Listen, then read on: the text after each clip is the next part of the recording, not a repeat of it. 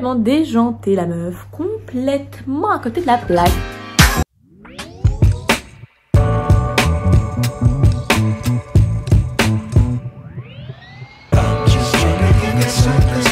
Salut à tous, aujourd'hui on se retrouve dans une nouvelle vidéo qui va parler postpartum. Déjà je sais pas si vous avez vu, ma coupe a changé. Depuis que je suis sur YouTube, j'ai pas été chez le coiffeur. Donc bah voilà, je me suis coupé un peu les cheveux, donc ça fait du bien. Je peux faire ça et tout, là ils sont frais là, ils sont frais, ça fait vraiment du bien de couper un petit peu. Un petit carré long, ça fait pas de mal. Un bibou! C'est pas une bonne idée de faire une vidéo avec une machine à laver qui tourne, je suis désolée pour le bruit. Alors du coup aujourd'hui on va parler postpartum. Postpartum. Qu'est-ce que ça veut dire le postpartum? En gros, le postpartum, c'est quoi? C'est au moment de la fin de l'accouchement, donc quand le placenta est sorti du corps de la mère. Il y a deux définitions. Il y a une définition vraiment stricte dans voilà, le dictionnaire, sur internet ou la santé qui vraiment précise que le postpartum, donc du coup la définition du postpartum, c'est la période du postpartum s'étend de la fin de l'accouchement jusqu'au retour de couche, c'est-à-dire les premières règles après la grossesse. Donc en fait au niveau de la santé, si vous voulez, pour eux, les médecins, etc., et ben en fait la fin du postpartum c'est vraiment au moment où en fait on va revoir la première fois ses règles après l'accouchement. Donc en fait ça dépend vraiment de chaque femme, ça dépend de l'allaitement puisque l'allaitement va prolonger ce postpartum et les règles vont vraiment normalement, s'il y a plus de 7 tétées par jour, normalement les règles elles se reproduisent qu'à la fin de l'allaitement. Enfin, elles reviennent qu'à la fin d'un allaitement de plus de 7 tétées. Moi c'était pas le cas, j'avais pas 7 tétées par jour. Donc il est revenu au bout de... Mes règles sont revenues au bout de 1 mois en fait. Donc mon postpartum au niveau médical a duré que 1 mois. Après, je sais pas si vous connaissez Anna Roy, je crois que c'est ça son nom. Je vous mettrai de toute façon en description de ses vidéos où elle parle de ça. C'est une personne qui est professionnelle dans ce milieu-là et qui donc a donné sa définition et je suis totalement d'accord avec elle, même si je n'ai pas fini ce postpartum pour moi. Parce que voilà, mon bébé aujourd'hui a 3 mois. Depuis 2 jours, mon bébé, il a 3 mois. Oui. Ben oui, vous avez pu le voir dans les dernières vidéos qu'il a vachement changé par rapport à sa vidéo où je montrais... Enfin, je pense je montrais pas encore sa tête à ce moment-là. Mais voilà, il était tout petit. Vous avez vu son corps pour la vidéo de la néonate. Voilà, là, il a bien changé. Il a bien grandi, mon petit bébé. Je disais, la définition du postpartum de Anna Roy, c'est... médicalement, donc on entend que c'est la période inscrite entre la sortie du placenta et le premier jour du retour des règles. Et puis il y a la définition que l'on vit, celle que je vois et celle qui colle à la réalité, à savoir le chamboulement qui veut dire je deviens parent. Tous les plans de votre vie sont à réinventer, votre corps, votre quotidien, votre couple, votre travail, votre famille. Et en réalité, il y a autant de postpartum que de femmes. Donc voilà, ça c'est vraiment la vraie définition du postpartum.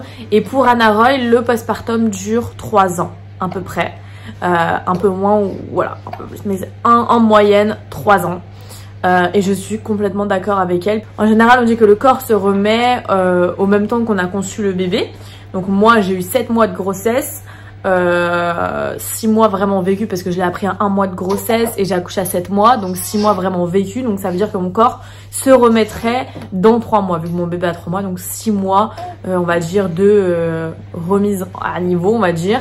Et les personnes qui vont vraiment à terme, etc., donc 9 mois de grossesse, mettraient 9 mois à se remettre physiquement au niveau du corps. Au niveau du mental, c'est différent. C'est vraiment différent, c'est propre à chaque femme, je pense. Moi, personnellement, mentalement, c'est vrai que c'est compliqué. Les femmes qui ont accouché par césarienne vont se reconnaître. La césarienne c'est très compliqué mentalement déjà, psychologiquement on va dire. Je l'ai bien vécu comme je vous disais dans une précédente vidéo parce que je suis quelqu'un qui préfère penser mal pour si bien arrive tant mieux et si mal arrive je suis prête. Clairement c'est ça en fait, j'ouvre la porte à toute éventuelle possibilité qui peut se passer, que ce soit bien ou mal.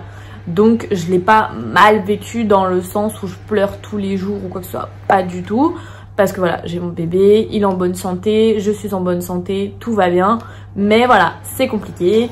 Le postpartum, c'est vraiment une période où tout est chamboulé, comme a dit Anna Roy en fait dans sa description du postpartum. On peut pas le savoir tant qu'on l'a pas vécu, c'est vraiment ça. La vie n'est plus du tout comme avant, on n'a plus de temps pour soi du tout.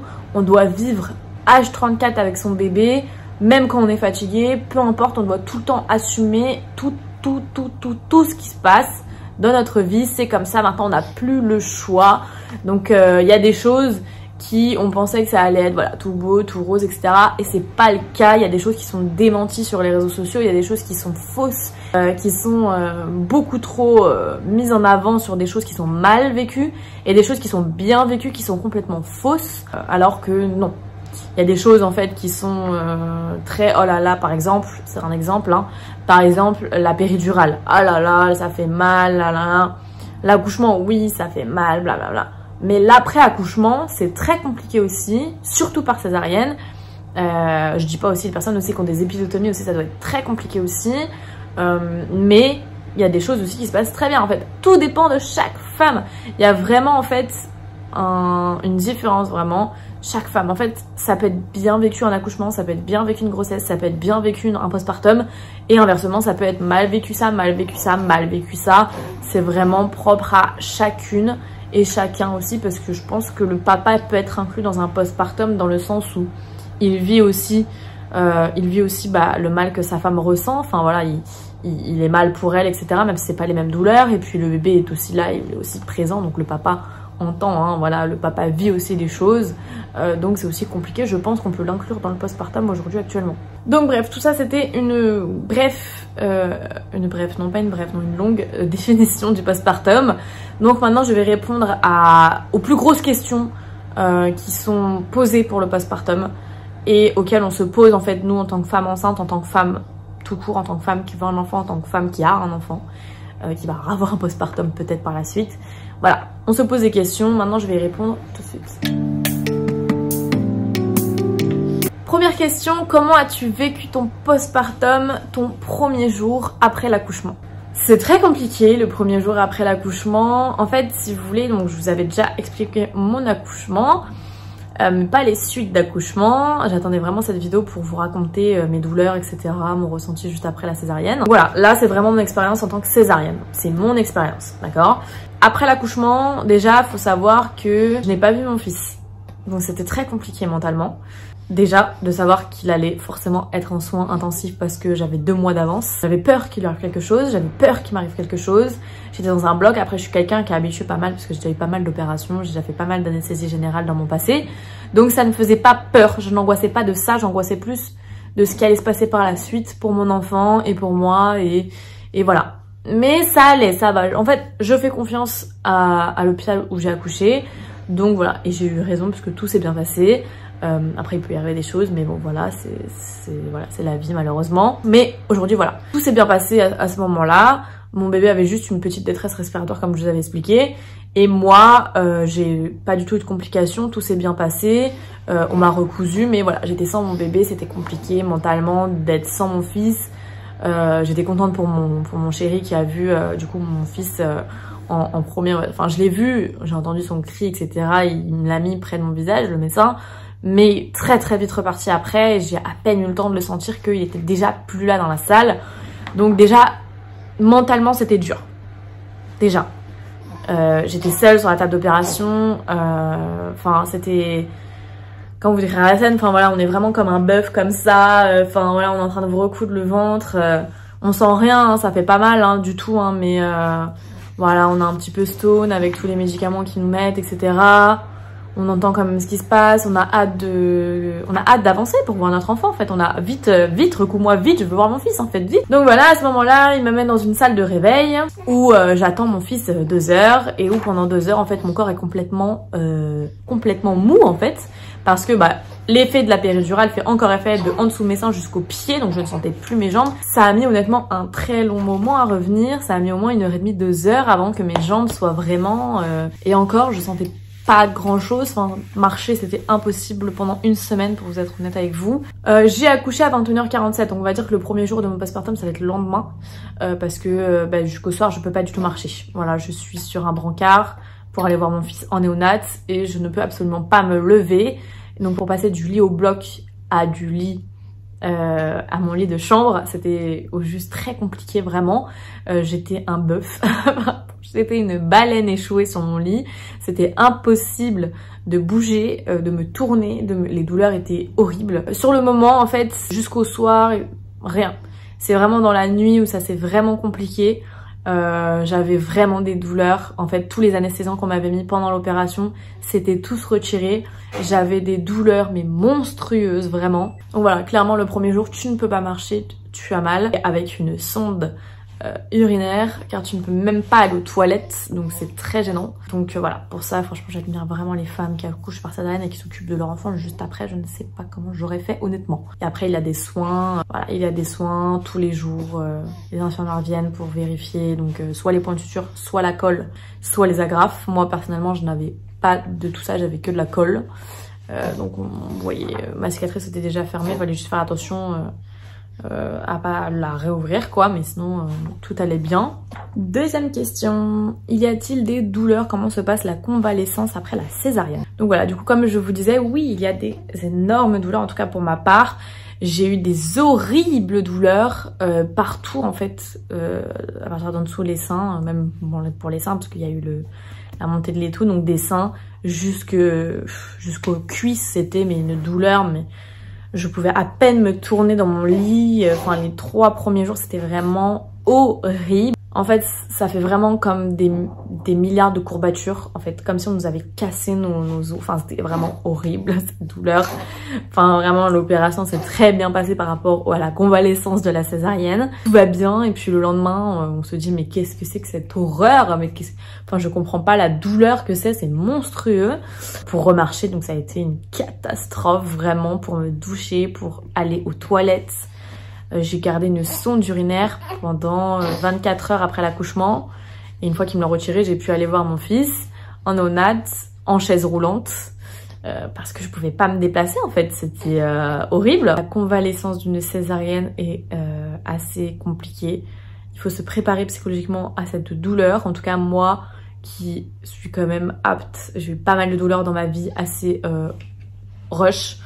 Et là c'était quand même violent vraiment, surtout en fait ouais la convalescence, en fait le fait de pouvoir remarcher. En fait quand je me relevais j'étais pliée comme une mamie pour marcher, c'était horrible les douleurs et tout. Enfin la cicatrice en soi elle me picotait un petit peu mais c'était rien, c'est vraiment la courbature dans tout le ventre et tout. Enfin c'était waouh. Enfin bref. Troisième question, comment est ton physique après l'accouchement? Alors c'est vrai que c'est quelque chose qu'on demande mais de malade je trouve sur les réseaux sociaux. Pourquoi vous ne montrez pas votre postpartum? Enfin, je trouve que ça fait partie du déroulement, quoi. Enfin, oui, t'as eu un gros ventre, tu peux pas passer d'un gros ventre à un ventre plat comme ça du jour au lendemain. Non, ce n'est pas possible. Tu as donné la vie. Ton corps il a changé en 9 mois, t'es devenue une baleine. Tu peux pas revenir à un corps normal comme ça et tu peux pas démentir les réseaux sociaux et faire penser à des jeunes filles ou à des mamans qui sont enceintes que leur corps va revenir directement comme ça. Non, ce n'est pas le cas. Doucement mais sûrement à son état normal en fait, hein, tout simplement. Et c'est possible même que ton corps ne revienne jamais comme avant parce que c'est les choix qu'on décide de faire. On donne la vie. Maintenant voilà, il y a des répercussions sur notre corps après, c'est comme ça. Moi aujourd'hui je les vis pas si mal que ça. Pourtant avant ma grossesse j'étais très physique, j'étais très sportive, j'avais un très beau corps, je faisais beaucoup de sport. Et aujourd'hui, ce n'est plus du tout le cas. Mais de toute façon, ça, j'en parlerai aussi. Donc, je vais vous montrer en fait les photos de mon corps avant. Voilà, donc ça, c'est mon corps avant. Quand je faisais du sport, je m'apprêtais bien. Voilà, je mangeais correctement, etc. J'allais à peu près 3 fois par semaine à la salle. Et ça, c'est mon corps quand j'étais enceinte. Voilà, ça, c'était vraiment quelques jours avant d'accoucher. Pour que je puisse vous montrer vraiment la différence. J'avais pris quand même 15-16 kilos à peu près sur 7 mois. Donc voilà, mon ventre était quand même énorme, même si j'étais enceinte que de 7 mois, mon ventre était, mais vraiment j'avais l'impression que j'étais enceinte de 9 mois. Je sais pas qu'est-ce que vous en pensez, dites-moi en commentaire qu'est-ce que vous pensez de mon ventre, parce que pour moi j'avais vraiment l'impression d'être enceinte de 9 mois, c'était un truc de fou. Et pendant j'ai accouché à 7 mois, vraiment c'était, j'ai l'impression que c'était gouré de 2 mois, c'est pas possible, vraiment. Et donc ça, c'est mon corps juste après avoir accouché. Voilà, ça c'était 2 jours exactement après avoir accouché. Donc voilà, on voit la petite couche et tout, franchement c'est super glams à mort. Voilà, c'est les suites de couches, hein, de toute façon. Ça aussi, je vais en parler. Mais voilà, donc ça, c'est mon corps physiquement 3 jours après l'accouchement. Mon ventre était dégonflé de mes 7 mois, mais il était quand même très gonflé pour un ventre de 4-5 mois quand même. Et au fur et à mesure, voilà, il a dégonflé, donc je vais vous remettre des petites photos au fur et à mesure de mon corps. J'ai mis à peu près 3 semaines pour que mon ventre dégonfle vraiment correctement. Ensuite, quatrième question, les symptômes du 4e trimestre. Qu'est-ce qu'il se passe juste après l'accouchement au niveau des symptômes? Alors déjà, il faut savoir que ce soit par césarienne ou par voie basse, il y aura des saignements, beaucoup de saignements. Donc voilà, c'est pour ça, ça s'appelle des loki, je ne sais pas comment on dit.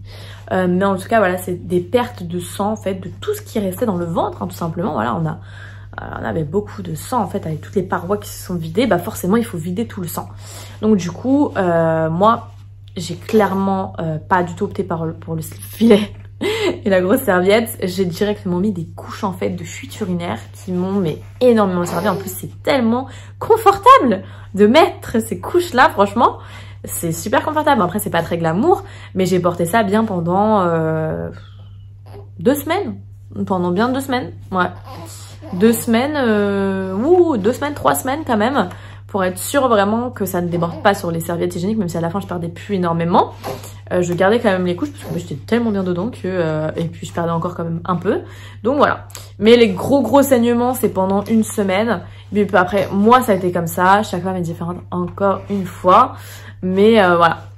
Moi, ça a été comme ça. Ensuite, bah, il y a les douleurs, comme je vous ai dit, hein, voilà, les saignements, les montées de lait, la première montée de lait. Le 4e trimestre, il y a aussi, bah, faut en parler aussi, mais la première selle, clairement, qui fait paniquer beaucoup de personnes. Chaque personne est différente encore une fois, mais il faut se décontracter, clairement. Il faut pas y penser trop, il faut pas angoisser de ça, parce que oui, forcément, sinon vous allez stresser et vous allez avoir mal. Donc voilà, moi ce que je faisais, je vous donne une petite astuce, ce que je faisais, c'était que je prenais des gélules de psyllium blond 2 fois par jour. C'est 2 gélules par jour en fait pendant jusqu'à un mois après accouchement. J'ai pris ça, j'ai fait vraiment une cure et en fait ça permet de laisser un film gras sur les intestins qui permet en fait de pas être c'est pas du tout un laxatif, mais ça permet d'aller facilement en fait à la selle. Et donc bah ça m'a permis de pas du tout avoir mal. Donc je n'ai pas du tout été traumatisée par la première fois que j'étais aux toilettes après l'accouchement quoi. Ensuite bah sur le moment j'ai eu vraiment que des gros changements physiques pour le 4e trimestre. C'était vraiment des gros trucs physiques en fait. C'était pas des petits trucs lambda du quotidien qui me saoulent en fait.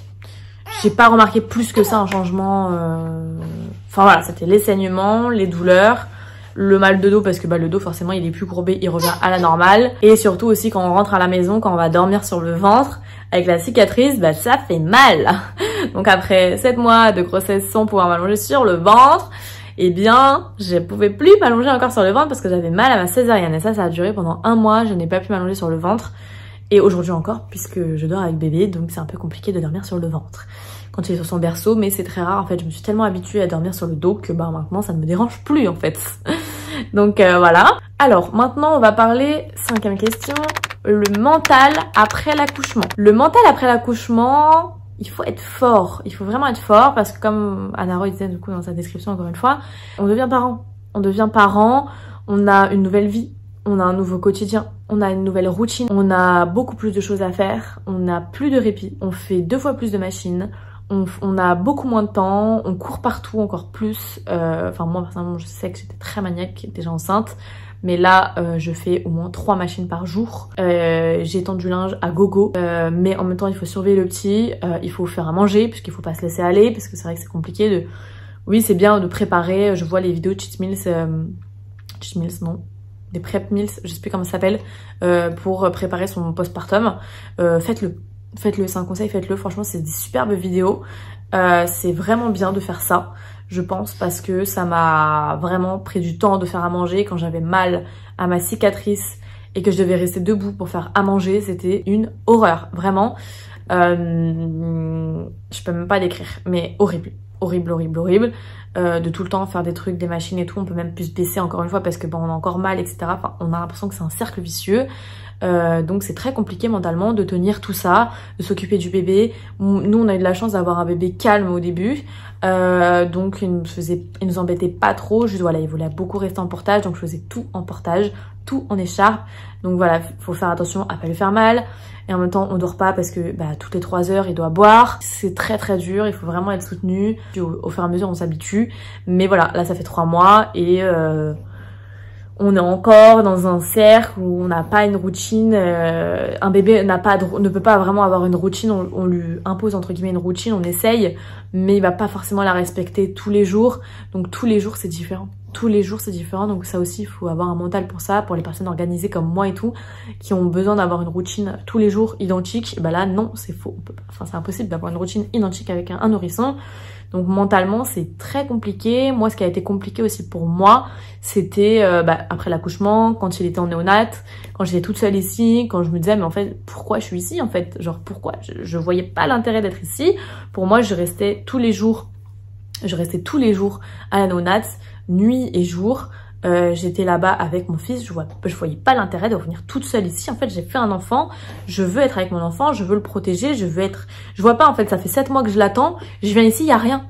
Bah non en fait. Donc psychologiquement, c'était très très dur et très compliqué en fait parce que je voulais pas laisser mon bébé. Je réalisais pas que j'avais accouché clairement parce que ça a été une césarienne en urgence. À 7 mois, j'étais pas prête en fait, on n'était pas vraiment prêts. Donc c'est vrai que c'est compliqué, c'est dur quand même à réaliser que notre bébé il est en néonat, ça y est, il est sorti, mais il est quand même pas forcément à nous maintenant. Et j'ai l'impression qu'il est plus à l'hôpital qu'à moi. Mon bébé ne m'appartient pas en fait, j'ai vraiment cette impression là. Ouais, à ce moment là c'était très très compliqué. Le fait d'y repenser ouais, c'est assez compliqué. Pour être honnête avec vous. Mais ouais, aujourd'hui je suis heureuse qu'il soit là et tout en bonne santé, mais c'est vrai que c'était très très très très très très très très dur d'être dans ma chambre d'hôpital toute seule, de pas être avec mon fils, de pas avoir... En fait j'ai tellement attendu ce moment qui vienne sur moi après l'accouchement, qu'on ressente cette émotion avec le papa, qu'on vive nos petits soins, nos petits trucs tranquilles dans notre chambre. Et qu'au final, non, en fait, ça s'est pas passé. Et ça a été très très dur. Et encore aujourd'hui, c'est très très dur mentalement. C'est très compliqué. Et rien que pour ça, j'hésite à avoir une seconde grossesse dans le futur parce que ça me fait peur que ça recommence. C'était dur. Et je l'ai bien vécu dans le sens où je réalisais pas ce qui se passait en fait. Je pense que c'est plus dans ce sens-là que j'ai pas réalisé. Et que j'étais pas mal tout de suite parce que 15 jours après mon accouchement, quand il était à la néonate, j'étais vraiment mal, je pleurais souvent et ça m'a cassé le moral en fait de réaliser en fait tout ce qui s'était passé. Je m'applaudis parce que j'ai vraiment été forte en vrai et c'est pas donné à tout le monde d'être aussi forte et de se tenir pour son fils, pour sa famille, pour son foyer. Faut être vraiment très forte et on ressort de cette épreuve vraiment forte à 1000%, genre vraiment c'est... Voilà. Puis après, voilà, je me lamente pas sur mon sort. Aujourd'hui, tout va mieux. Aujourd'hui, bébé est en bonne santé. Il a quelques petits problèmes de reflux, mais bon, ça va vite passer. Franchement, c'est que du bonheur. Même si c'est compliqué de pas dormir la nuit, c'est que du bonheur. Mais il faut être fort mentalement, il faut tenir, il faut prendre des vitamines, il faut prendre du café, il faut être joyeuse, il faut être organisée, il faut pas se laisser aller parce qu'on se laisse aller 2, 3, 4, une semaine. Après, c'est terminé, c'est un cercle vicieux, ça part en cacahuète. Restez active. Je vous demande pas d'aller 2 fois par semaine à la salle, mais juste, voilà, moi j'avais commencé à reprendre le sport. Ça fait 3 semaines que j'y vais plus parce que je suis fatiguée, parce que je me vois pas y aller en faisant un malaise de fatigue. Donc j'attends qu'ils reprennent un petit peu mieux ces nuits pour retourner à la salle parce que c'est vrai que voilà, je suis fatiguée et j'ai pas envie de tuer mon corps. Donc oui, j'ai repris un abonnement, mais je retournerai dans quelques mois parce que c'est pas possible, je suis fatiguée. Donc au début, j'y allais 2 fois par semaine le matin, je me levais tôt et tout, alors que je dormais pas la nuit.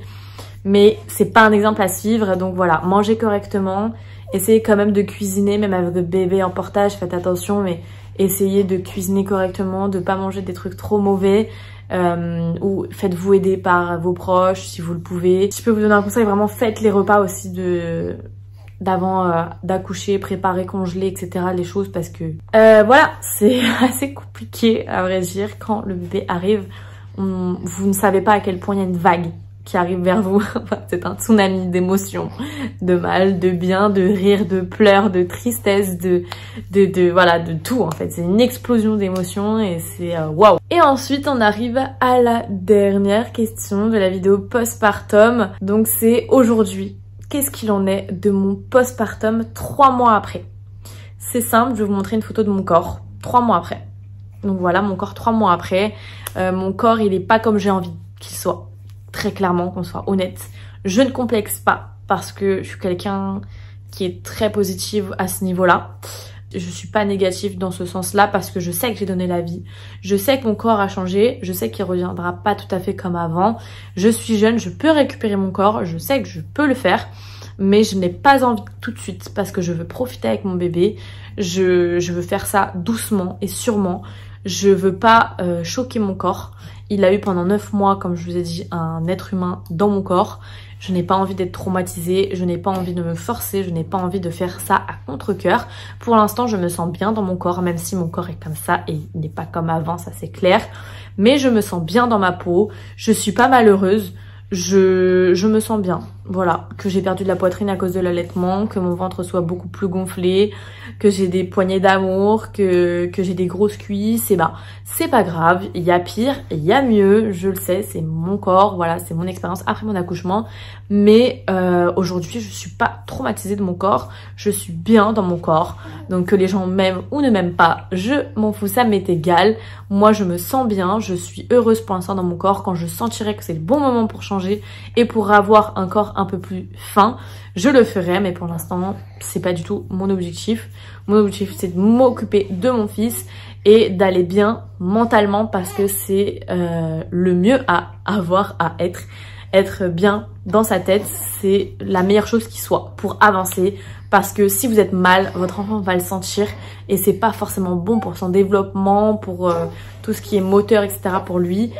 Donc voilà, je préfère être bien mentalement que physiquement. Pour l'instant, ça ne me choque pas. Donc voilà, ça c'est mon corps, donc 3 mois après. Et voilà, bah, c'est comme ça. Et voilà. Aujourd'hui aussi, les petits symptômes que j'ai, c'est la rechute d'hormones. Ça, je l'ai bien ressenti vraiment. Déjà, il faut savoir que je me suis fait poser un stérilet parce que j'en avais marre de prendre la pilule. Donc ça veut dire que j'ai du spotting non-stop tous les jours. J'ai des petits saignements. C'est un petit peu embêtant, mais c'est pas des règles, c'est des petits saignements. Donc apparemment, c'est normal les 4 premiers mois. Donc je m'en fais pas. Donc je sais pas si c'est le stérilet ou la rechute d'hormones, mais depuis 1 mois, depuis qu'il y a 2 mois, c'est infernal. Je perds mais des quantités monstrueuses de cheveux. Mais vraiment. J'ai énormément d'acné, donc là ça s'est calmé parce que je commence à faire beaucoup de soins, etc. Mais j'ai eu énormément d'acné la semaine dernière, c'était un truc de fou. Genre j'avais l'impression d'avoir 15 ans. C'était un truc de malade. Et puis je transpire mais vraiment énormément, je transpire beaucoup. Là ça commence à se calmer, mais voilà, la transpiration, mon cuir chevelu, je fais beaucoup de crises d'eczéma dans ma tête, beaucoup de crises de psoriasis dans mon crâne. Je me démange à 100 la nuit parce que ça me, je sais pas, le stress, la fatigue, le surmenage, la chute d'hormones, etc. Je perds beaucoup mes cheveux. Mon cuir chevelu est dans un état pas possible. Donc là, j'étais chez coiffeur, donc ça m'a fait du bien. Mais c'est horrible. J'ai dû prendre un traitement, etc. Enfin, c'était... voilà. Donc pour les filles qui ont ça, pareil, je vous conseille le shampoing Cebiprox. Donc voilà, moi je vais commencer Luxéol, je n'ai pas encore commencé. Je vais recevoir le produit postpartum pour les cheveux, donc les gélules. Je vous en dirai des nouvelles si j'apprécie et je vous en parlerai. Je ferai carrément, pourquoi pas, peut-être une vidéo dessus, on verra. Mais c'est vraiment quelque chose de compliqué, les cheveux, pour une rechute après l'accouchement. La peau, les cheveux, les boutons. Petit aparté les filles, pendant ma vidéo j'ai oublié totalement de vous montrer les produits que j'utilise du coup sur ma routine postpartum en fait, tout simplement. Donc à part les produits Luxéol qui ne sont pas encore arrivés, je les mettrai en photo au moment où je les reçois. Normalement ça devrait pas tarder. Donc du coup déjà pour commencer au niveau déodorant, du coup j'utilise donc ce déodorant de la marque Ducré. Pour l'instant je peux pas vous en dire forcément beaucoup parce que je viens juste de commencer, donc je vous en dirai les nouvelles. C'est pour du coup vraiment la transpiration excessive, donc dû comme je vous expliquais à ma sueur qui est vraiment contente en ce moment, qui sort de ses gonds.